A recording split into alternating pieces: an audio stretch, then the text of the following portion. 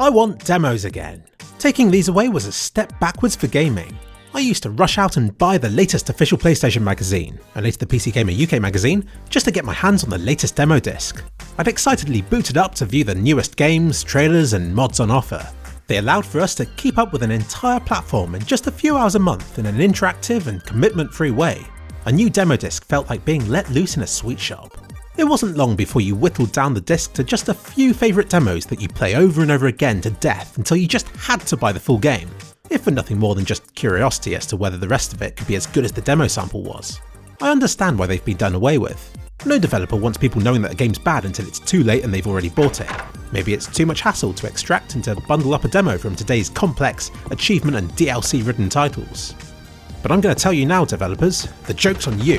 I've already got a backlog of games to get through, and if you want your new title to be added to the list, then you better give me a darned good excuse to whip my wallet out. Demos are a darned good excuse. They tell gamers more about a title than any review or rating can ever manage.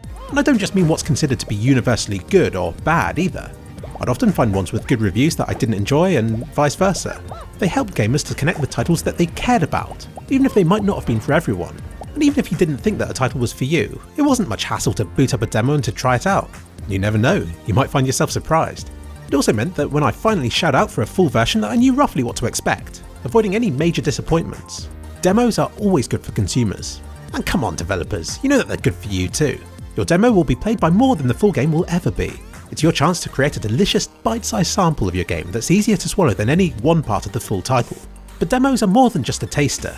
They serve as a training ground. One that, if you liked what was on offer, you'd replay, over and over, more than you'd ever do to the full game. You'd navigate every nook, command every cranny. You'd repeat that single game segment until you could do it with your eyes closed. Until you felt so at home and in control of the game's mechanics that the full game was an irresistible challenge. To put your honed gaming skills to the ultimate test. You'd be rewarded once you finally bought the full game by having a mid-level knowledge of the game straight off the bat, making all that time you invested into the demo pay off in the most rewarding of ways. Don't get me wrong, those demo levels were cherry-picked by developers to showcase the very best that their title had to offer, but my familiarity with those extracts outweighed any doubts that I might have had going into the full game cold turkey.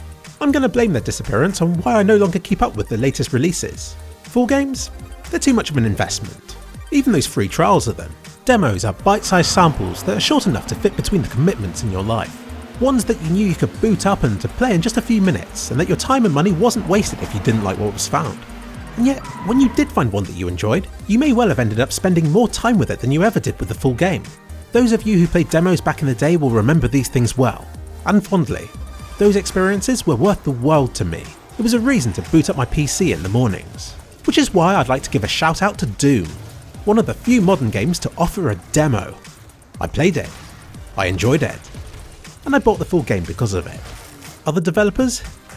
You know what to do.